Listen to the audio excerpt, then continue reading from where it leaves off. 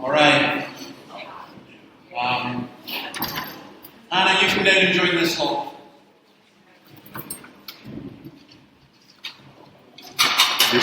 This one. So,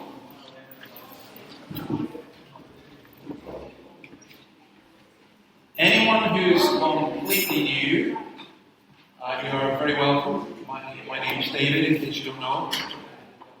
What we're going to do is a little bit different tonight.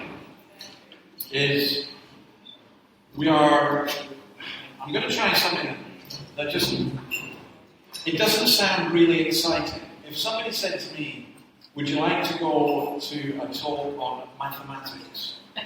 I would kind of go, yeah, that's for someone else. And some of you, that's really, really exciting.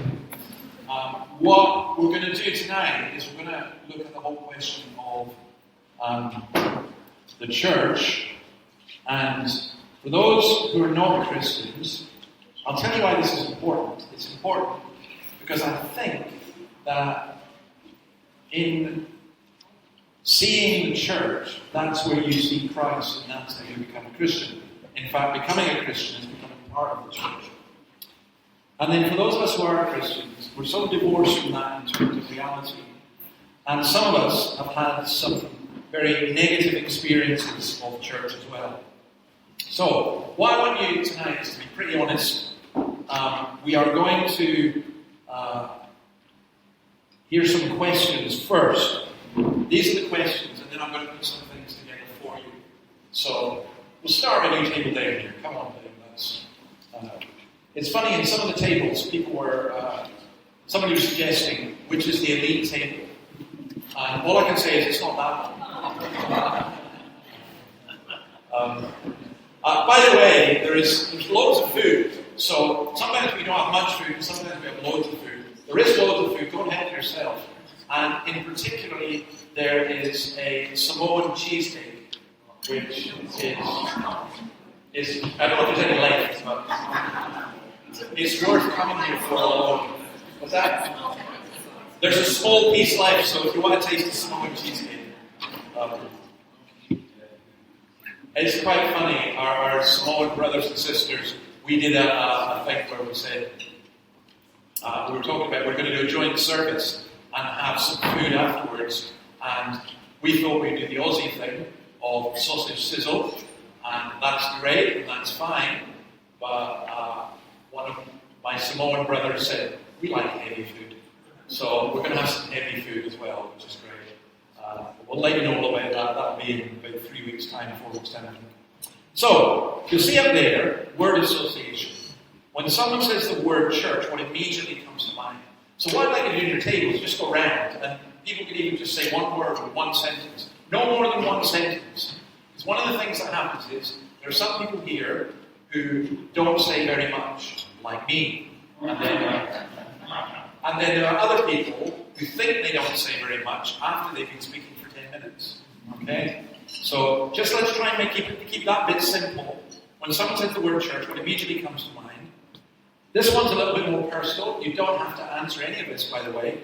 But what is your experience, positive and negative, being of the church?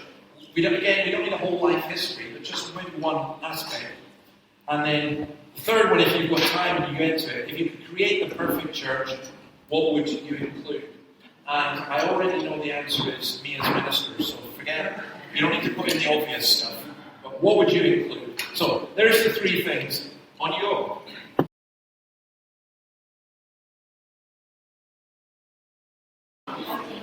Okay. Can we stop it there for a minute? Well, for a few minutes. We're going to come back to you, and I'm not leaving it all, but I want to introduce this. So, to try and explain where I'm coming from, when people say this, I hear this a lot. I believe in Jesus, but I don't believe in the church. Or I like Jesus, but I don't like the church. I used to go to church, but not anymore. And I can be a Christian without belonging to a church. And even in the church, Christians are. And I was thinking about this all week, trying to wrestle with it. And then the thought struck me of this. I used to say, I quite like Jesus, but I definitely don't like Christians. Right? I still say that. No. I think then I realised that something happened in that I was at a place, it was a conference I didn't want to be at. I was tricked into going to a conference of 10,000 young Christians. And I was just furious, and so I spent my time arguing with people. But there were, I think, 4 or 5 or 6, I can't remember exactly, Arab Christians who made such an enormous impression on me that I thought, I actually want to be like them. And they didn't make me, but I was determined to read the Bible and so on. And I realized then that a lot of what we do sometimes is we're asking people to believe, and a lot of people like something concrete. And we're often giving abstractions to people. And I would argue the church is something concrete. I remember a man coming into our church one time back in Scotland and saying, David, I hate everything you teach, but I want everything you've got. And I love what you've got in the church. And it was a big impact upon him. So I think a lot of us as Christians, we tend to think, if we just tell people about Jesus, then they'll get it. And they'll understand things like sin and faith and grace. But we leave out the church. And that doesn't make much sense to me. So I found these quotes. I thought they were great.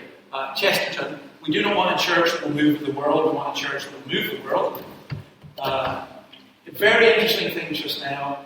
There are a significant number of people, young men especially, but others as well, who have got to a stage where they're examining what's going on in society, and then they're looking and saying, well, the church seems to have something. They haven't arrived at faith in Christ yet. But they say, we need this. This is what we need. Dwight Moody, church attendance is vital to a disciple as a transfusion of rich, healthy blood to a sick man. I like this from Leonard Ravenhill. If your church is on fire, you don't have to advertise it. The community will already know it. And this from Tim Keller. Churches that are filled with self-righteous, exclusive, insecure, angry, moralistic people are extremely unattractive. Millions of people raised in or near these kinds of churches reject Christianity at an early age or in college, largely because of their experience. Now, one of the problems we've got with the church, and this is why we're doing this, is actually we get very confused about what it actually is. A lot of it's tied up with our experience, and let's be honest, a lot of us have been quite wounded and hurt by the church. And our experience isn't entirely positive. It just isn't. So, what does the Bible actually say about church? And I'm going to come back to you with a question for you. So first of all, the key thing to understand is the ecclesia aspect of it. Now, I say to you, you are Peter, and on this rock I will build my church. And the word there for church is ecclesia, and the gates of Hades will not prevail against it. Acts 7:38. This is he who is in the congregation, the ecclesia, in the wilderness, with the angel who spoke to him on Mount Sinai. Acts 5:11, great fear seized the whole church, the whole ecclesia. And ecclesia means the assembly. Any of you who grew up in a Christian Brethren background, this is now the largest church in the world, that is ex-Brethren. I'm one of them. and we would talk about, let's go to the assembly, or what assembly do you belong to? And I always thought that was weird until I discovered this. An assembly, so ecclesia, means ek is out of, and it is the idea of a gathering that's gathered out of the world. It's often used in Greek context of an assembly of politicians. And in the Presbyterian Church, we talk about the General Assembly. But it is a calling out, an assembly. And that was absolutely essential in the New Testament church. Then there's this phrase, the universal church. God placed all things under his feet and appointed him to be head over everything, which is his body, the fullness of him who fills everything in every way. So we use church in a sense of a local congregation, but there is only one church, right? And it's the Presbyterian church, and all the others. No, there is only one church, and that's the Church of Jesus Christ, and it's universal. And it's universal in the sense of throughout the ages and throughout all history. So, I mentioned our Samoan brothers and sisters. We're part of one church. I think of people in the 16th century who believers were part of the one church. Our church across the road, Generation Church, were part of the one church. The Korean church were part of the one church. So that's one idea, it's the big thing. But then there's the local church. Romans 16. Greet Priscilla and Aquila, my fellow workers in Christ Jesus. They risked their life for me. Not only I, but all the churches of the Gentiles are grateful to them. Greet also the church that meets at their house. So the church there is it's a local gathering. It's a gathering of God's people in a particular context. Then there's the invisible church. This one used to always freak me out. I always thought the invisible man. There are churches that were kind of, and sometimes I think the church is pretty invisible in culture and society and so on. But that's not what this means. John 4:21. Jesus says, "A time is coming and has now come when the true worshippers will worship the Father in spirit and in truth. God is spirit, and his worshippers must worship in the spirit and in truth." Now, what Jesus is saying there is something very profound. It's repeated elsewhere in the New Testament. That the Lord alone knows those who are his. That just belonging to a visible church doesn't mean that you belong to the invisible church. And what that means is that you can have people who become believers on their deathbeds. You can have people who are Christians and are part of this church, but maybe they're not in a great state. Maybe, they're in a bad way. When I first became a Christian, I liked the idea of belonging to the invisible church. I absolutely did not want to have anything to do with any visible church. And basically, God answered me. And I had to confess I was a Christian, which completely shocked the Christians around me who had thought I was the most godless pagan. I told them I hadn't been for very long. But, the invisible church is this idea of people who really do believe and trust in God, but sometimes we don't know. If you have to walk around with a badge saying I'm a Christian, there's probably something wrong. And on the other hand, this has happened. I remember actually being in Denmark one time and seeing a couple of people, and I thought, they look like Christians, I'll go and speak to them. It would be awfully embarrassing if they weren't, but they were. And they invited us to their church and celebrate. It was great. But you can walk along the street and go, they're a Christian, they're not, they're a Christian. So that's the idea with that. The visible church, let us consider how we may spur one another on to love and good deeds, not giving up meeting together as some are in the habit of doing, but encouraging one another, and all the more as we see the day approaching. And this is where, for non-Christians, this is so important, but also for Christians. Because all my intellectual arguments were basically destroyed by the good that I saw in the church. I knew the bad. I can tell you the bad. I knew plenty of the bad. But the good, I couldn't explain it without God. And this is where it's really important that the church is visible, not necessarily in terms of banners or buildings, but in terms of the people meeting together and encouraging each other.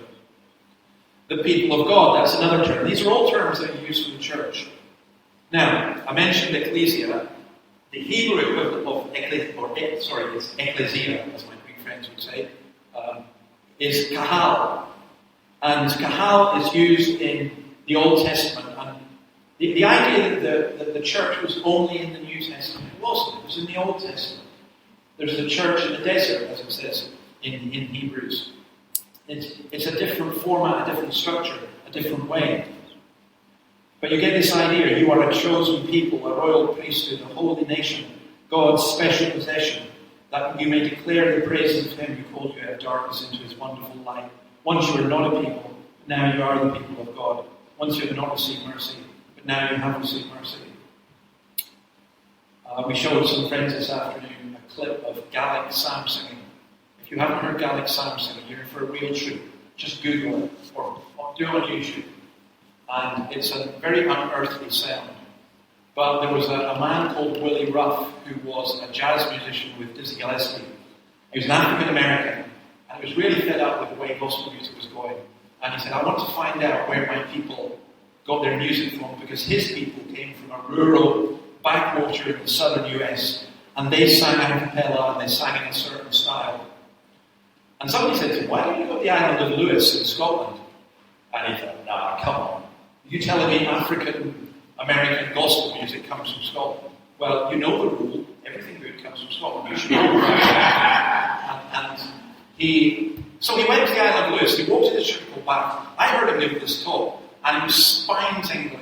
He said, I walked in, I heard them sing, and I said, these are my people. These are my people. And he knew it. And, we all want to belong to a people in one sense.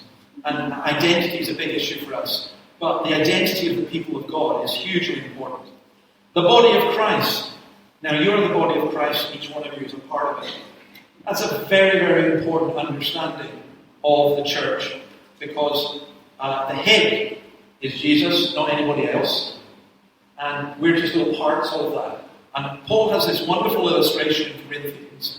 I don't remember it exactly, but it's basically along the lines of one part of the body can't say you don't need the other part of the body. And he talks about how there are some parts of the body that are more covered, but they're just as valuable, if not even more valuable, than the parts that you see. And that idea of being a body and working together is hugely important.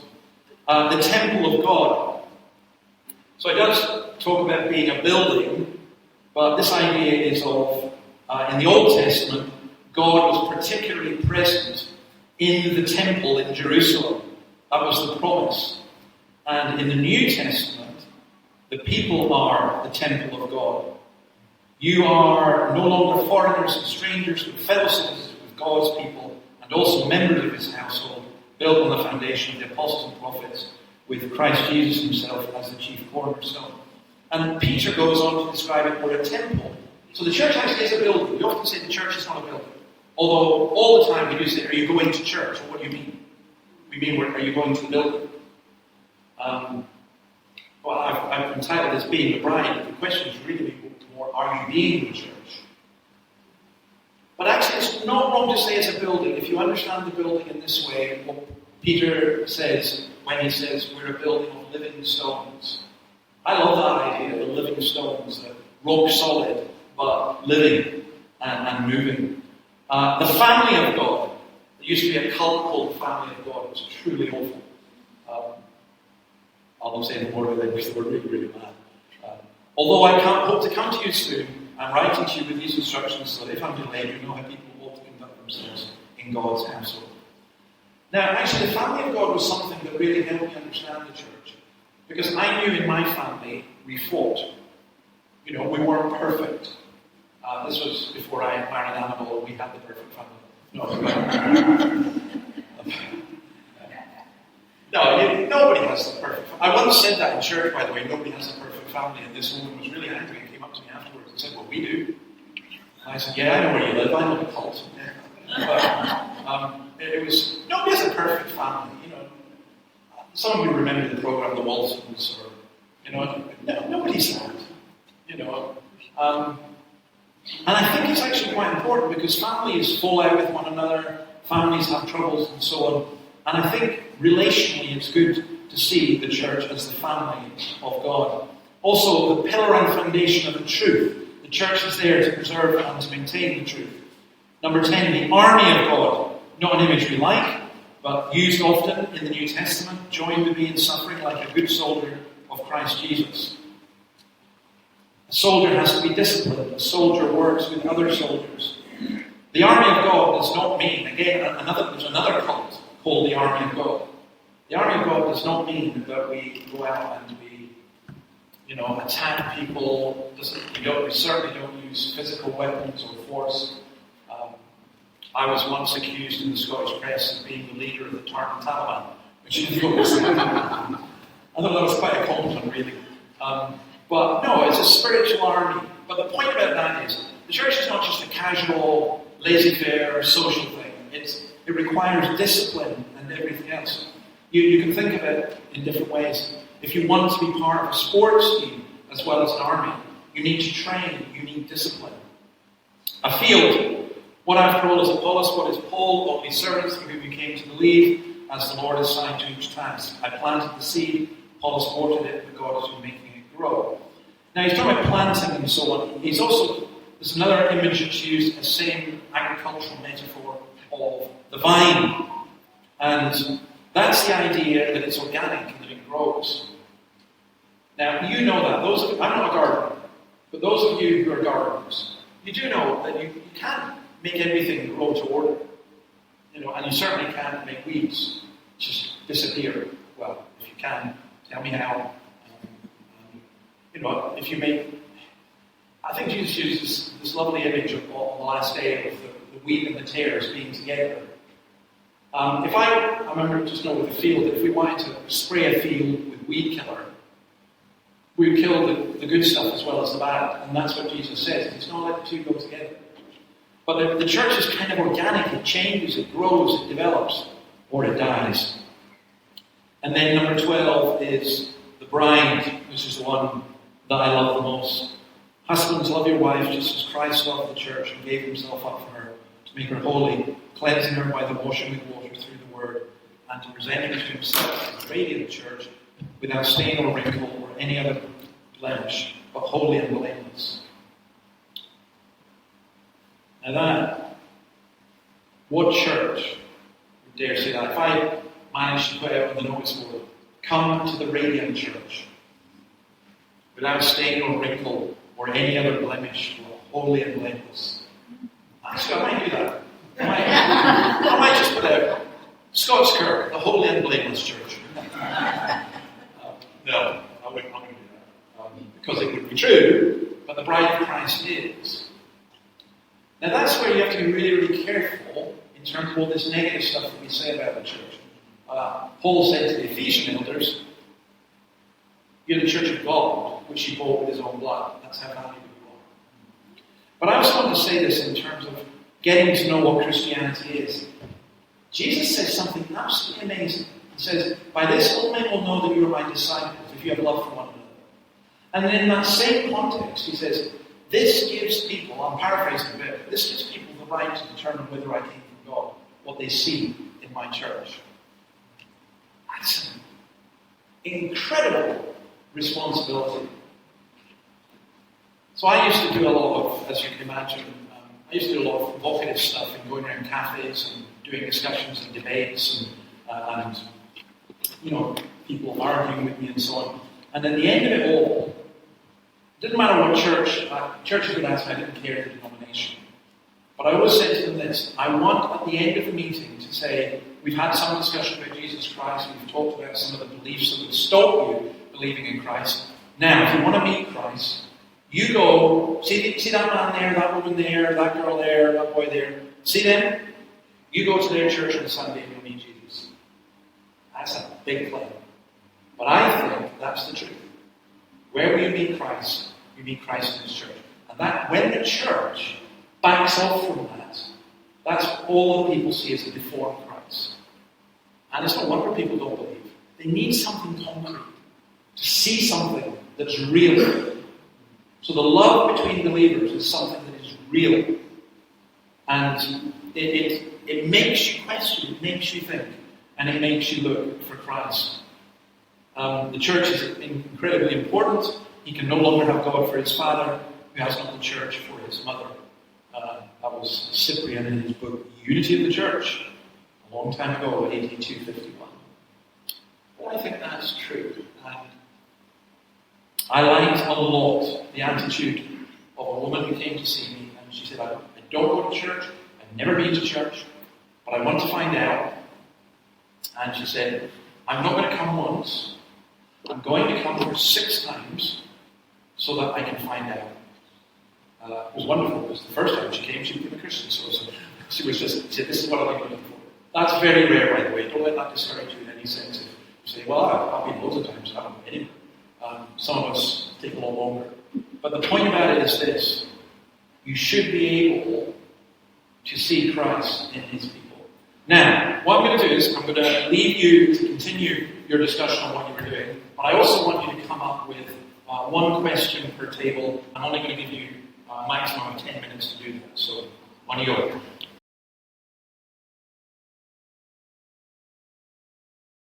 Let's go with this. And we'll see where we're going to go. Let's start with the top table, the bottom table. So the question was, if God doesn't need us, then why did He make us the bride of Christ? For the same reason that He made all this glorious creation around us. Because God is an artist, but He's also a relational being. And He created human beings in His image. So that, I guess it's just delight. I mean, there's a verse in Zechariah that says He sings with joy over His people. So it's not that God was lonely and said, oh, I better go make somebody, because there's the Father, the Son, and the Spirit. There's the angels and everything else. But human beings are made to reflect God, to reflect His glory, and to be with Him.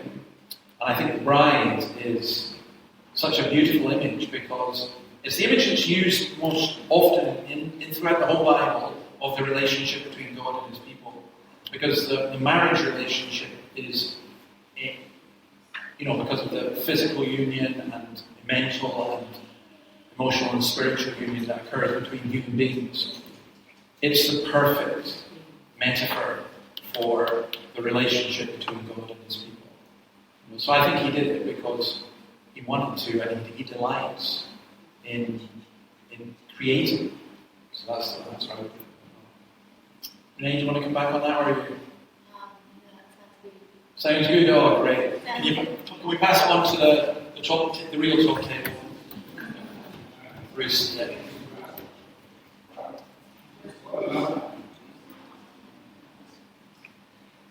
We were looking at the quote by Chesterton.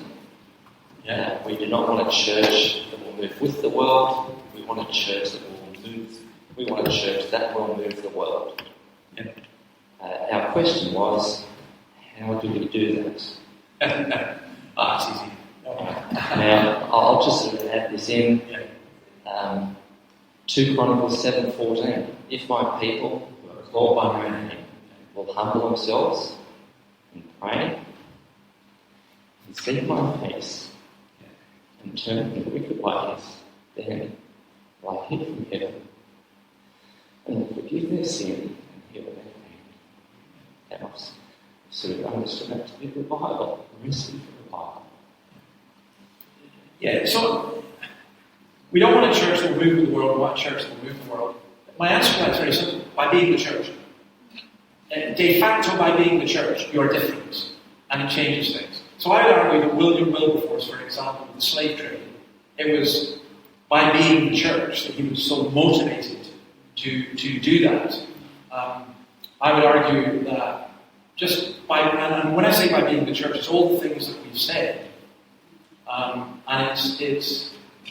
You know how they say one rotten apple spoils the barrel. Well, the Christian version of that is one good apple changes the whole barrel. I think Richard Dawkins was right to say that Christians are like a virus, because everywhere we go we infect people. We shouldn't. But I would also say we don't do that as individuals, we do it collectively as the church. And I really think that we, as the passage you read is very relevant, I really think that we as the church in Australia, all the churches, all Christians need to think, hang on a minute, are we fulfilling this? Or is there something wrong? I think society goes wrong because the church goes wrong. I don't think that the church goes wrong because society goes wrong. I think when the church, and then, of course, if the church just follows the ways of this world, then, that's what we were looking at this morning in Judges. Yeah. So I just think by being the church. But being the church isn't as easy as people think. I was encouraged a show on telly describing the events of World War II. And Britain was in such a terrible state and desperation that the king actually called for a day of prayer for the whole country. Yeah. I was encouraged by that. He did, and after that, Dunkirk happened. So let's go to the middle table. Here. This. The intellectuals table, Colin. So we might fall short of that. Maybe another tricky question, David. I know we're coming up with a question that's probably the hardest part of the evening, but what would it be possible to answer in this time of everyone feels like this is the time of reckoning. I'm sure every generation feels that. You know, Dunkirk, World War One, and we've now got our own problems in society today. But in essence of that, things do feel fragile right now. As someone that's kind of new to all this and looking somewhat still from the outside in, things do look fragile, and things are going on, especially across the West right now. And speaking about the church versus our church, you know, this is our church, and then you've got the global church. There doesn't seem to be much, unity, sharing what we do have in common versus our own differences. And at the time, it feels like we have to stand up and be counted. I'm sure you try to think about this probably quite a lot. How do we overcome that? How do we unite and set aside differences? I know some of these differences can be massive. That's why the church has been so schismatic. Especially given the last week's events with the Church of England. With the Church of England, yeah. Can I do your first thing first about the sense that the world is worse than it's been? I would say it's worse than it's been for about 50 years. But as a historian, I would say it's definitely not worse than it's been throughout history. And we're going through the book of Judges. So you start reading the book of Judges, you realise how screwed up Israel was and what a mess the whole society was. And you find that history goes in cycles. And so I think Christians need to be really careful about saying, singing along with REM, it's the end of the world as we know it, and I feel fine. No, it's the end of the world as we know it. Well, is it? We've been here before. There have been earthquakes and volcanoes and stuff before. I think there's a particular thing going on in world culture at the moment that it could be, but it could have been 100 years ago. It could have been, 200 years ago. It could have been 1,000 years ago as well. So we don't really know that. Even Jesus didn't know when he was going to come back. So I would be very careful with that one. In terms of the church uniting, I don't see that in particularly as a kind of denominational unity. I've been at loads of ecumenical meetings and they're so boring, and just such a waste of space. Where the church unites is when we, pray for, encourage, and help one another. So this morning, for example, we had in our congregation a wonderful woman from the island of Lewis, not Annabelle, but Annabelle is wonderful from the island of Lewis. Annabelle is a wonderful woman from the island, but another wonderful woman called Muriel, who we've known for many years. Muriel, I don't know for how long, maybe 50 years. She's been a missionary in Cambodia. And the story of the Kampuchean people and how so many of them have become believers, we're united with them as well. God's work is going on all over the place. I mentioned our Samoan brothers and sisters. There is actually unity among so many of God's people. Where the disunity is often in the factions and amongst the leadership.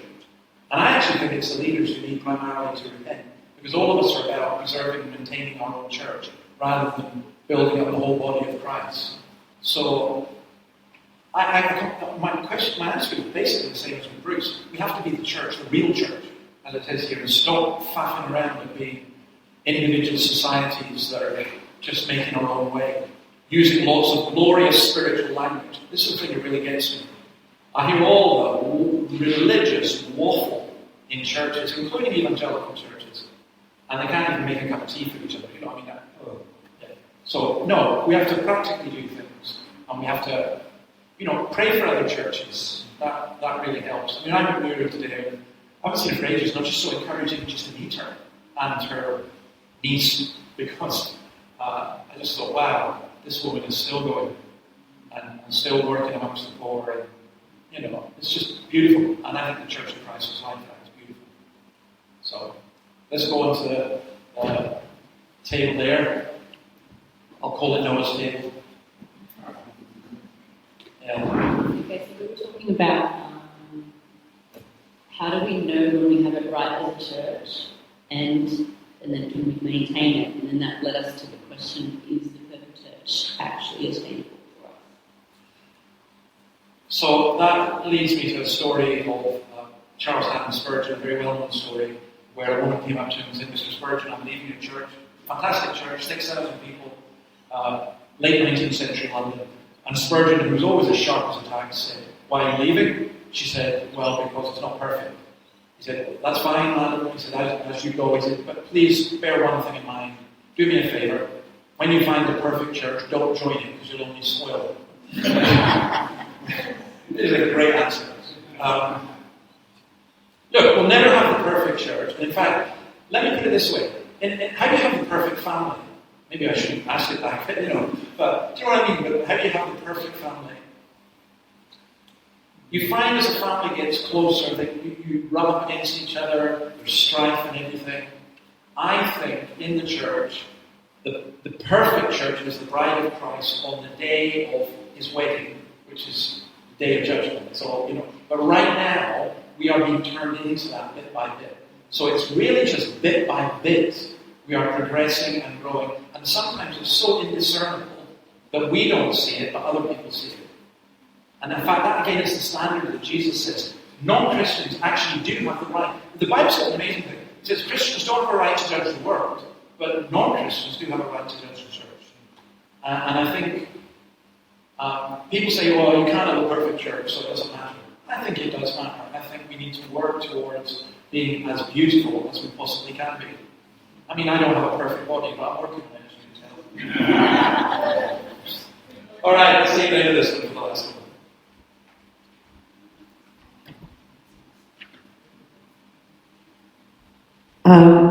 Fred, what was the role of fear and faith having in the church? What's the role of sorry? Fear Fear. and faith. Fear and faith in the church. Well, you have a certain amount of fear. Like in a family, I wouldn't want children in my family to have no fear at all of me. I wouldn't want to be petrified of them all the time, but there's a certain level of fear. In the Bible, it's a fear of respect that we have towards God. I would say the fear of the Lord. I don't say it, Proverbs says it. The fear of the Lord is the beginning of wisdom. And faith, we're looking at faith a lot. You can't belong to Christ without faith. But as we keep reminding ourselves, faith is not blind faith. It's faith in a person, and that person is Jesus Christ. So I think those are key elements of actually belonging to the church. Which leads me up to where I want to end with this. And this may sound to be a very difficult thing to say. I think it's a really bad idea to encourage people to belong to the church. And I'll tell you why. Because people think we get them in, we sign them up, and then they become believers. I think that's dishonest, first of all. I also think it really undermines the church. So I remember a guy coming to church, and he spoke to me afterwards. A week later, actually, he spoke to me and said, Dave, can I join the church? And it's just first time in church, and I thought, oh, this is wonderful. It doesn't happen often. Somebody was converted at the very first meeting. And then he followed it up with one of the greatest lines I've ever heard on Sabbaths. I'd like to join the church, but I don't believe in Jesus and all that stuff. I said, oh, okay. All right, we have a problem here. And I said to him, no, you can't join the church. And his face fell. I said, why do you want to join the church? He said, well, I like you people, and I want to come along, and I said, well, wait a minute. You can come along. You can be part of what we've got here. You can listen. There's no question at all that you can do all of that. And then he looked at me and he said, you tell him he's a Scotsman, so you don't want my money. and you don't want me to sign up. And you don't want me, but I can still come. And I said, absolutely. He said, oh, that's brilliant. That's even better. But I think what we try and do is, I think we present a picture of the church, come along and everything's nice, we'll give you a cup of tea, we'll have a nice afternoon tea, or we'll have a sausage sizzle, or we'll all go on a walk together, or we're all really, really nice people, and you come along, we'll be really nice to you, and you'll be nice to us. And then they come in, and then they discover it's all rubbish. That we're the same as everybody else, we're sinners the same as everyone else, and we have tempers, and say things and do things. I want people to come to church and find out about Christ. I want them to see in the people who are the members of the church something of Christ. And if you're a member of the church and don't know Christ, then that can't happen. So you shouldn't be a member of the church if you don't know Christ. But you should come and find out. And you can come for a long time. It's always open. It's this rather strange thing of we're a very open society, but we've got a very tight core, and the tight core is just simply faith and belief in Christ. So I think that is important. But the other thing I would say is this. I used to do this kind of philosophical trick with people. with teenagers, and I loved it because nobody ever could do it. I'm an alien, describe to me the taste of coffee. You can't. Seriously, you can't. I've never known anyone really able to do it. So what do? Here's a cup, taste it. And in biblical terms, it's taste and see that God is good. And I really do think that I always encourage you, think about things intellectually, absolutely. Work out whether the Bible is true or not insofar as you can, absolutely. But taste and see that God is good. And come and experience for yourself. Now, it's not that you experience on its own, but you may find it really surprising. I mean, my last story to finish, and we're done, is a couple of gang leaders in a town called Livingston in Scotland. They had decided they were going to come to church. I think we were showing the Cross and the Switchblade, the film. And I mean, these were really tough guys. Like, they knife people and all that kind of stuff. They were rough. And I'm walking down the street with them towards the church, and one of them was dripping sweat. I said, "What's wrong with you?" He said, "I'm terrified of going in there." I said, "What, the church?" "Absolutely," he said. I said, "Why? What happens if I get converted? What happens if I get God?" I said, "Oh, hallelujah, that would be so great."